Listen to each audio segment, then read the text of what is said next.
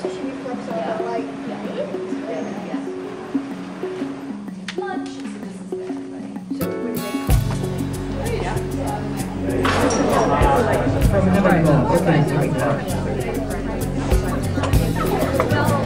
Here at the end of the day where we brought everybody together, learned something new, and also addressed an issue that we've been addressing all year long in school, which is bullying.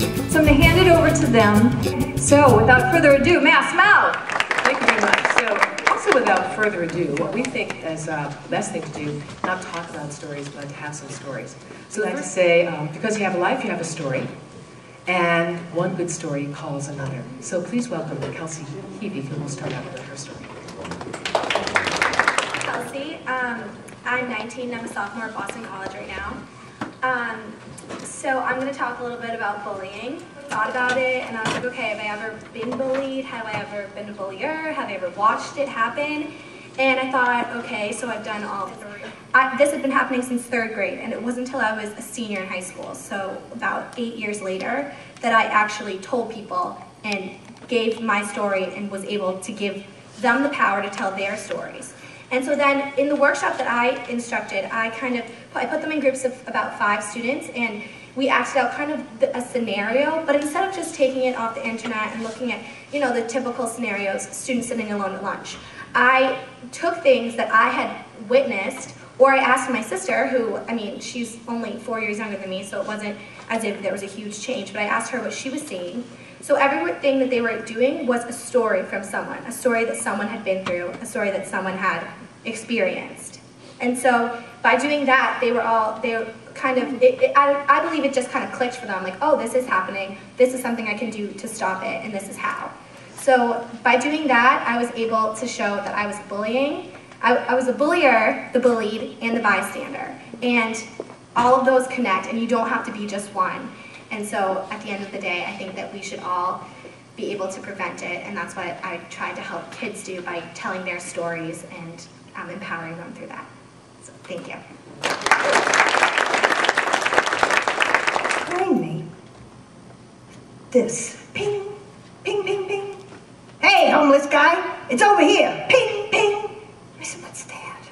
And I turned around, and I saw one of the college kids throwing pennies. And he said, no, over here. Oh, you missed again, you missed again. And others started to join in, and they were throwing pennies, and you see, he was blind. And I know that not because of the cane that he had to see the world with, and not because he stared out into the world, but because he couldn't locate the sound of the pennies as they fell. He tried to move it, but it was impossible because everyone kept changing the side where they were throwing them, so he could never catch up. And there was a voice in my head, and it said, if you don't do something, you're just as bad as they are. It was my mother. I recognized that, and I said, oh, but I don't want to. If you don't do something, you're just as bad as they are. Eee. So I turned around and I said, if you want to give him money, why don't you just put it in the cup? What are you, some kind of good do-gooder? I said, you know, what you're doing is wrong. Oh, look, we got ourselves a do-gooder. And I picked the pennies up and I put them in the cup. And then he took hold of my shirt and he pulled and he says, what are you anyway? And my husband stepped in and I said, look at me. I said, I'm about your mother's age. Would you do this to your mother? And his friends pulled him off and he stopped. And I turned around and I heard, change, change, change. Can you give me some change? And I looked and everyone was picking up the pennies and putting them in the cup. And I thought, you know, it wasn't a big change, just a little one, but what was what needed at the time. Well, it went on, and I was in 7th grade, and the girls were being really, really particularly mean to me. They said that I was ugly, and my hair was bad, and I had bad breath, and all those things were true. But it didn't seem like it was, you know, necessary to put my face in it every single day. Anyway, I remember finally telling my mother about it, and she said, well, why do you put up with that stuff from them? Why do you put up with that from them? And we came up with some crazy plan for me to make up really mean names to call them. And they included ethnic slurs against Italians. I know I was Italian, but that's really not an excuse to call someone a triple-bellied spaghetti slurper because she's overweight and Italian. No, I'm telling you, that's not a nice thing, right? This is not a nice thing. I can tell you one thing, though, that when I got back at them, calling them all of those different names, there was a certain pleasure in seeing their mouths drop and their eyes glaze over, like, did she just do that? So that there is some attraction to being a bully that I understood better. But that attraction and that pleasure was very short-lived because as soon as I had done that to them, I went after my younger sister. My younger sister picked up a ball that had rolled off the playing field, and she turned around to return it to them. They said, she's stolen it, and they crashed upon her, threw her to the ground, and broke her teeth. My mother, after listening to us talk about being bullied and treated really badly, finally went to talk to my mother finally went to talk to the principal, and she said, you know, here's what happened. My younger daughter got attacked, and the principal said, she shouldn't play with the older girls. And my mother said, well, she wasn't playing with them. She picked up she shouldn't have stolen their ball. She's at the age of reason. She shouldn't steal. My mother took us out of that school. My mother listened. She took us out of that school, and we went to a school where it was a very small school. It was still a Catholic school, but it was a very small school, only 20 kids to a class, and nobody got bullied. This was just a huge eye-opener for me. Nobody got bullied, except in the boarding school part of the school where I went. We had one nun there who was really, she didn't listen to anybody, and maybe the voices. I mean, she was really not a well person. And it's a long story, but there was a 5-year-old girl in the boarding school who shouldn't have been there. Her mother had died, her father didn't know what to do. He put her in boarding school. She had stolen some stuff, and Sister Claire sent me to go get her little jar of soap. She had a jar of soap, the little slivers of soap that she saved, and she put them in a jar, so it was green and orange and yellow and white, and it was a little bit of water in it. It was the most disgusting thing. And I was sent to get that jar. I knew what she was going to do with that jar. Why didn't I have the courage to drop it? Well, because I know I'd been in trouble, because I could never have lied to say that I dropped it by accident. Why didn't I just say, no, this is wrong? I didn't. So I brought it to her, and not only did she wash this 5-year-old's mouth out for lying about stealing, she then punched her and hit her. But in this school, the teachers listened. And the 12-year-old in the boarding school, we went to talk to our teacher in the day school, and we said, this happened, and what should we do? And she said, you really should go speak to the principal. Well, anybody who knows anything about the Catholic Church and the recent mess, you know that people didn't go and talk to people about things they did wrong, but because my teacher listened and supported me, I went and talked to the principal, and she thanked me. And that teacher never laid a hand on anyone ever again. So I think we just need to think about where we've been so that we can make plans about where we can go to make a difference. I guess. Yes. So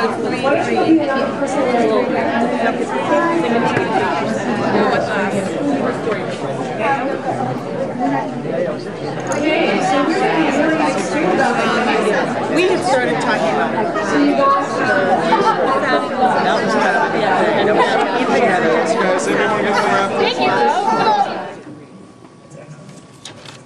So this next exercise is a kind of a fun exercise, but when you hear it, you're going to say, oh yeah, that's fun. Root canals are fun too. We call it 60-33. So you tell your story in 1 minute, then you tell your story in half a minute, and then you tell your story in 3 words. And you'll be surprised.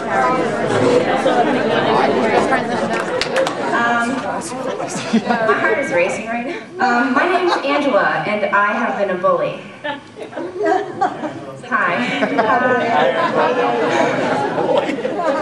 So, it was 7th grade, and this is my first year in middle school, and everyone knows how already awkward you are in 7th grade. And to go to a new school and to make new friends and to not know your way around and to have a bell and a locker, and it's just too much. And everyone's seeking this sort of like self-identity and friendship, and I wanted to be popular and I wanted to be pretty, just like everybody else. And my way of doing that was to be an ass. And karma can really come back and get you. And I was not a very good student to my teachers, Mr. Cole. And I got moved a lot in class. Because we would sit alphabetically, and G is kind of in the middle, so I would just be in the middle of everyone causing the middle of all the trouble. So I got moved. I still remember his name, and he wore British night sneakers. And I'm sorry, but he was just weird. And he would sit And he would do this, and we just got a rise out of it. We would just get, and he would sit and he would rub his legs. And one of our vocabulary words in 7th grade was fray. This was perfect. It was like made for 7th grade. So Aaron and I would get a kick out of it, and we would say things to make him freak out. That's what he would do, and he would freak out even more. So we found out that once we said inappropriate words to Nick, that would make him rub his legs even more. So we would say, ah!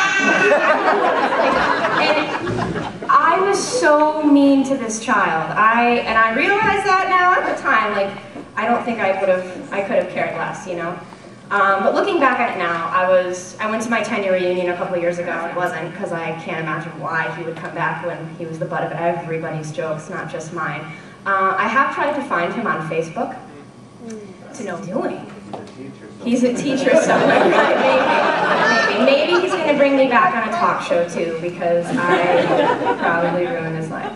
So that's my story.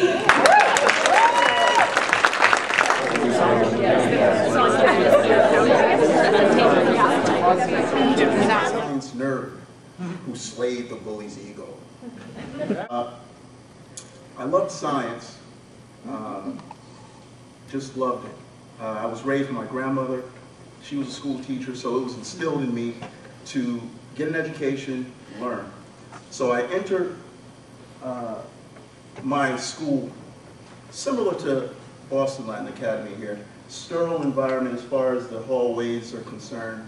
It was right after my favorite class, my science class. So we came out into the hallway, lots of kids everywhere, and I see the bully. I don't even remember his name, but here he comes. And he begins to jeer and call me names again. So picture Chris Rock, but bigger. Can really command a crowd and attention. So he begins to get in on me again. I don't know, maybe it was my clothing. I didn't have a lot of things that the other students had. And there were two sections of students at the school. Those that actually wanted to succeed and those that just didn't want to do anything but make my life better. So we come, I'm in the middle of the hallway, and I hear it, I turn around, and then something in me just says, okay, this is it. This is the last stand. This is not going to happen again. So I turn around, he's coming, and then I begin to play his role, the comedian. So then I say words to him. Not quite sure what I said, but it was good. And now he comes down. We're in the middle of the hall, and now he's right here in my face, just like this mic. And I can see his spittle and spit coming into my face. Everyone's around now. They realize what's going on. And they're like, yeah, fight, yeah, go. And so now my heart is And so he takes a swing, and I back up. I was a basketball star, so I was an athlete. I back up, and now we're on the ground. And to my surprise, I'm on top of it. I'm on top. I'm surprised. I'm like, wow, look at this. And so then, wow, I'm on top. And to my surprise, I heard the shouts and jeers, but it was actually for me. I had slayed the bully's ego. So, guys, it's a 1:50, and we were told not to go over time. So we're going to be good about that. And we're going to say thank you so much for sharing your stories. I hope that by sharing your stories with each other, your school is a richer place. Share them with your students. As a mother and as a teacher, I know that young people want to know the story of how you've gotten through this. A raggedy house, a comfy couch, a window made of glass, a calico cat, a Frigidaire, a lawn that's full of grass, a mantelpiece, a chandelier, an 8x20 deck, a boss that